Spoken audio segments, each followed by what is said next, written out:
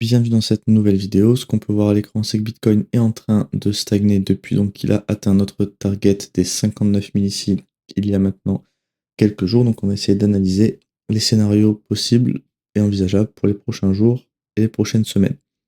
Dans cette vidéo, comme les marchés traditionnels sont fermés, je vais faire un market review uniquement crypto.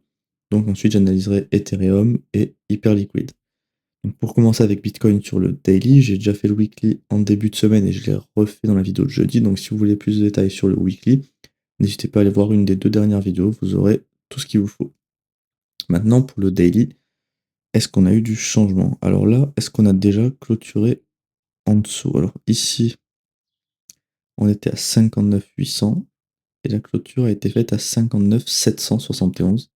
Donc on a bien eu un BOS en daily, donc ça c'est plutôt intéressant.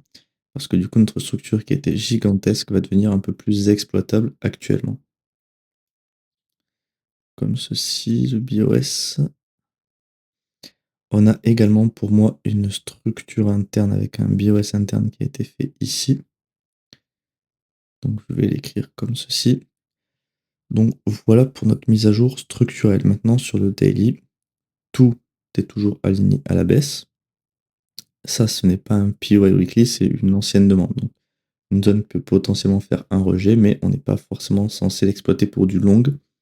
Mais il faut bien en tenir compte pour analyser le prix.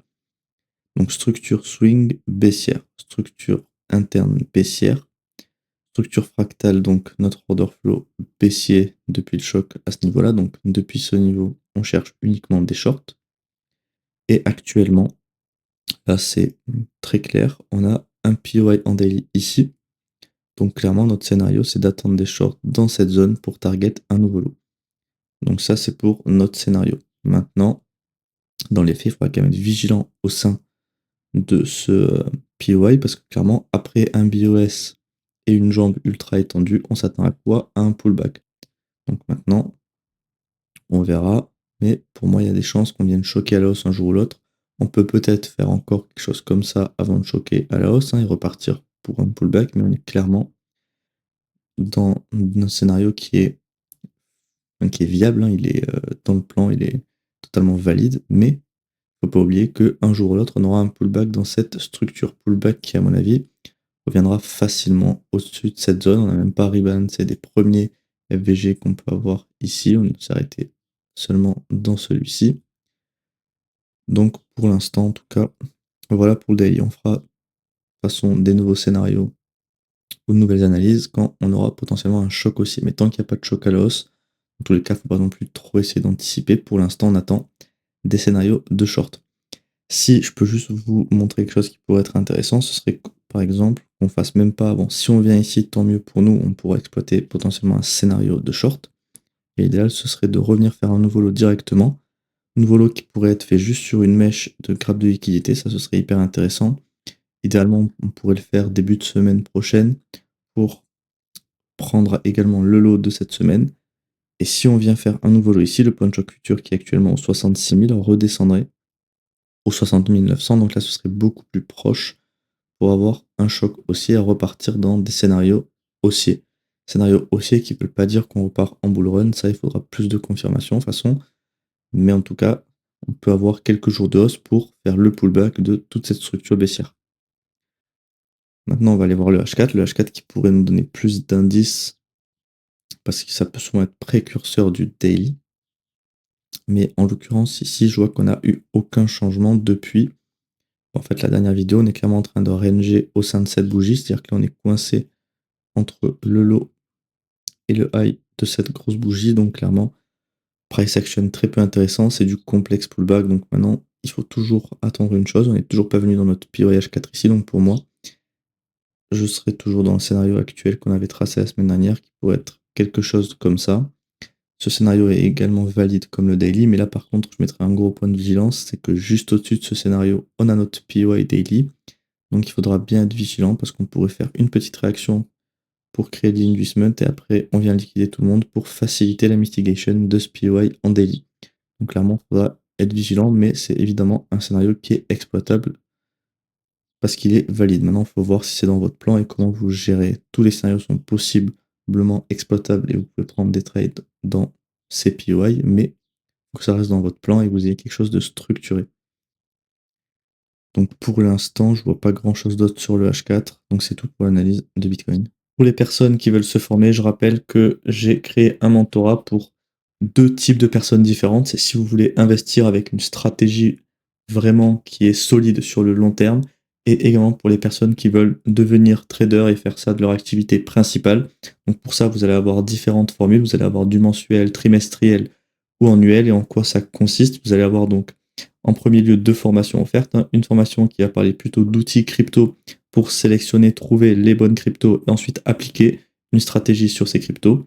Une stratégie qui sera donc d'analyse technique. Le but en fait, c'est d'identifier des bonnes cryptos et ensuite d'appliquer les modèles d'entrée d'analyse technique.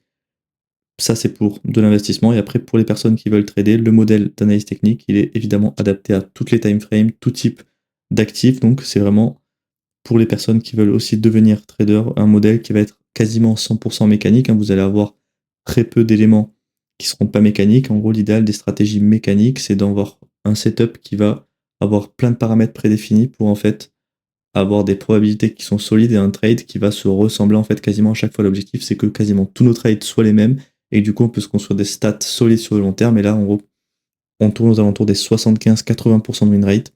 Donc, c'est vraiment une méthode indispensable à avoir pour trader. Vous pourrez également avoir des rendez-vous avec moi, je réponds à toutes vos questions, des briefs privés mensuellement.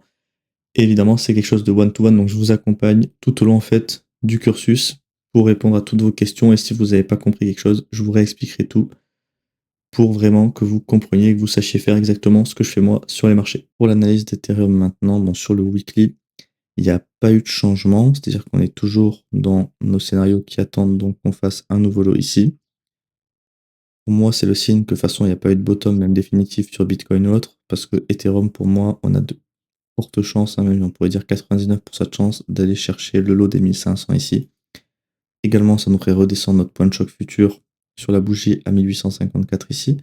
Donc clairement, ce serait beaucoup plus intéressant pour venir choquer à la hausse par la suite, sachant que sur le mensuel, on est dans un POI sur Ethereum, c'est-à-dire que dans cette zone, on peut chercher des longues. Et pour chercher des longues dans cette zone en mensuel, qu'est-ce qu'il nous faut? Il nous faut au minimum du minimum un choc haussier. Donc si ici on arrive à faire un grab de liquidité et qu'après on choque à la hausse tout en maintenant en fait notre structure et notre PY à 2380, là ça pourrait être ultra bullish pour Ethereum. Mais avant de voir ça, il faut quand même qu'on ait 2-3 bougies au minimum, donc au moins 2-3 semaines. C'est pour ça, faut pas être pressé, n'ayez pas peur de rater une jambe de hausse. Si au pire vous ratez même, je sais pas, 10-20%, c'est pas la fin du monde, hein. Parce que clairement, c'est des scénarios mensuels où on peut target des ATH. Donc, il faut pas non plus vouloir FOMO et se précipiter à acheter parce que c'est une zone de longue. Soyez patient, attendez des chocs aussi, parce que si on vient à invalider cette zone, bah là, il y a des chances qu'on vienne faire du moins 20, moins 30%. Donc, il faut pas non plus se manger des pertes comme ça. Sur le daily maintenant, est-ce qu'on a eu du changement? Donc j'avais fait une mise à jour sur le Discord, on avait eu un petit changement, c'est-à-dire qu'on avait créé un POI à ce niveau-là. POI qui a été créé dans du complexe pullback, c'est-à-dire que on n'est pas sur un POI qui est créé à l'origine sur la jambe de baisse initiale. Donc il faut être vigilant. Souvent, c'est un peu moins respecté que nos POI qui ont été créés ici, mais il est évidemment valide, donc on peut très bien chercher des shorts dans celui-ci. Donc clairement, pour moi, le scénario actuel le plus proche donc, du price action de ce moment-là, ce sera celui-ci. Parce que là, si je vous trace ça, on est un petit peu trop loin, il y a peu de chances qu'on vienne faire ça. Donc on attend notre scénario comme ceci. De toute façon, j'avais supprimé, on est toujours en fait dans le scénario initial que je vous avais tracé ici. C'est-à-dire qu'on avait un POI à ce niveau-là. Et on attendait toujours, depuis en fait même le lot d'ici, un retour dans notre POI à ce niveau-là pour target un nouveau lot. Donc clairement pour moi, la création du nouveau lot, c'est quelque chose d'inévitable. Ça va être fait très probablement rapidement, à moins qu'on ait d'abord une réaction haussière et qu'on revienne plus tard, hein, ça on peut pas savoir. En tout cas, pour l'instant, c'est notre target de faire un lot au 1500, comme je vous ai montré sur le weekly. Je vois pas grand chose d'autre, hein. Après, bon, pareil, hein, si on revient faire un nouveau lot, le point de choc futur va redescendre. Ici, en l'occurrence, il redescendra à ce niveau-là si on revient pas dépasser cette bougie pour l'instant, si on revient directement ici sans aller plus haut. Donc ce sera plus intéressant, pareil, pour avoir des scénarios de longue, parce que le point de choc futur sera plus proche du price action. Sur le H4, Alors notre structure, on va l'étendre un petit peu. Bon bah le H4, je vais pas y passer 3 plombes parce qu'en fait, vous voyez clairement que on a rien du tout. On est en train de faire un choc actuellement, si je zoome un petit peu, vous voyez. On n'a pas de purée pour l'instant. Si on vient dans cette bougie et celle d'après créer un FVG, on aura un PY qui va être créé pour chercher des longues comme ceci. Mais là, il faut clairement attendre 2h44 et une autre bougie de plus, donc 6h44. Donc avant que ce soit créé, il y a de la marge. Je vous ferai de toute façon une mise à jour demain sur le Discord sur Ethereum si on a eu du changement et des nouveaux scénarios. N'hésitez pas à rejoindre avec le lien en description pour avoir plus d'analyse donc sur le Discord. Donc voilà, je vois pas grand chose d'autre, donc c'est tout pour l'analyse d'Ethereum.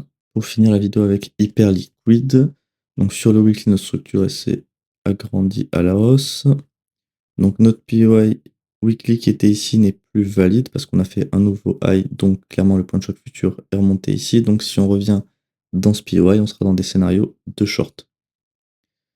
Donc maintenant, bah, sur Hyperliquid, pardon, clairement on s'attend à un pullback toujours, hein. Donc maintenant, il faudra attendre potentiellement un short quand on viendra choquer à la baisse ici. Mais on a quand même de la marge. Je vais voir ça ferait combien. Bah, il faut quand même faire 17%. À voir ce qu'on va faire sur Hyperliquid. Là, le weekly, on sait qu'il y aura un pullback un jour ou l'autre. Mais en tout cas, il faudra attendre au minimum un choc aussi pour avoir des scénarios de short sur ce pullback. Là, je vois pas grand chose, hein. Même ce que je vous ai tracé avant, là, l'ancien PY pourrait être une zone qui pourrait poser clairement le bottom sur le pullback. Maintenant, à voir quand on viendra ici, mais ça pourrait être notre zone target si on doit faire un pullback au sein de cette structure. Donc voilà pour le weekly, on va aller voir sur le daily si c'est un peu plus clair parce que là clairement c'est pas ultra intéressant. Alors sur le weekly, ok, donc on n'avait pas réussi à faire un nouveau high ici, donc peut-être un grab de liquidité pour alimenter un futur mouvement baissier. Ce que je vois pour l'instant en tout cas, c'est qu'on a eu la création d'un PY en daily ici, qu'on a fait la mitigation, donc clairement maintenant on peut chercher des longues dans ce PY pour aller target. Bah là je ferai clairement un nouveau high parce qu'on est toujours dans une structure haussière, on a fail ici, donc le fait de faire un BOS dans la structure. Donc maintenant, il faudra essayer de revenir à ce niveau-là pour faire une clôture au-dessus des 75,6 $. Pour exploiter ce PY, on va aller voir de suite sur le H4 pour voir si c'est exploitable ou pas. Alors déjà, on va faire une mise à jour. Le H4, on avait une structure baissière ici. Et continuer à ce niveau-là et retourner à la hausse.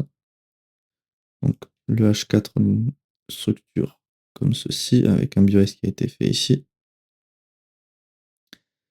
Swing pullback H4 qui a été fait dans notre POI daily.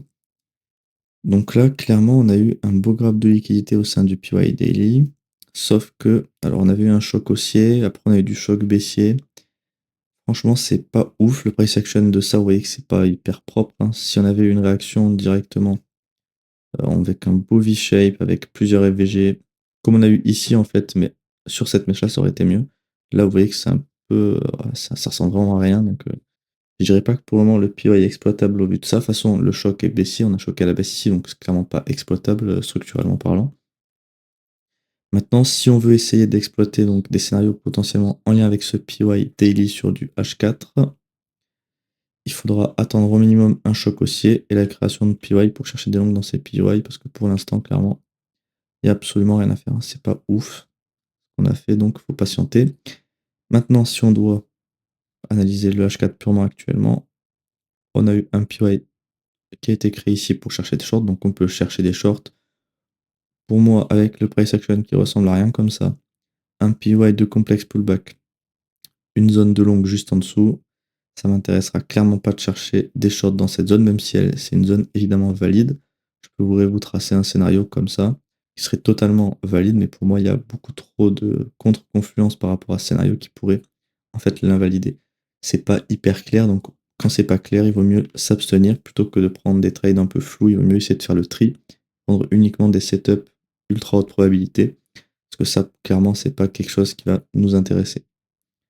Mais c'est évidemment valide, donc si pour vous ça rentre dans votre plan et que vous pensez qu'il y a toutes les chances de votre côté et que c'est un bon trade par rapport à ce que vous avez défini dans votre checklist, bah, vous pouvez très bien le prendre. Ça, il n'y a aucun souci. Mais pour moi, en tout cas, ça va pas rentrer dans quelque chose que je pourrais exploiter. Donc c'est tout pour l'analyse d'Hyperliquid, je vois pas grand chose d'autre à dire. Pour l'instant, on reste clairement sur des scénarios haussiers, donc maintenant il faudra voir ce qu'on va faire dans les prochains jours. Je ferai de façon pareil une mise à jour dans la semaine s'il y a du changement majeur, hein, parce que si on reste clairement à stagner à ce niveau-là, ça sert à rien de faire des mises à jour pour rien. Mais s'il y a du changement, je vous ferai une mise à jour avant de refaire potentiellement l'analyse le week-end prochain. Donc voilà pour l'analyse d'Hyperliquid. Je vous remercie d'avoir regardé cette vidéo. N'oubliez pas de vous abonner à la chaîne et d'activer la cloche de notification si vous voulez me soutenir et également être averti des dernières analyses publiées. Si vous voulez rejoindre soit le mentorat, soit avoir plus d'infos aussi sur notre algo Bitcoin, vous avez donc le lien du Linktree ici qui vous ramènera sur tous mes liens avec les différents sites que vous pouvez utiliser pour trouver des informations. Et vous pouvez également avoir le lien du Discord si vous voulez nous rejoindre pour plus d'analyses, parce que je vais partager des analyses que je ne partage pas sur YouTube, sur Discord. Et vous pouvez également poser toutes vos questions. Si vous avez une question par rapport au mentorat ou à mon algo Bitcoin, vous pouvez évidemment venir et je vous répondrai avec plaisir.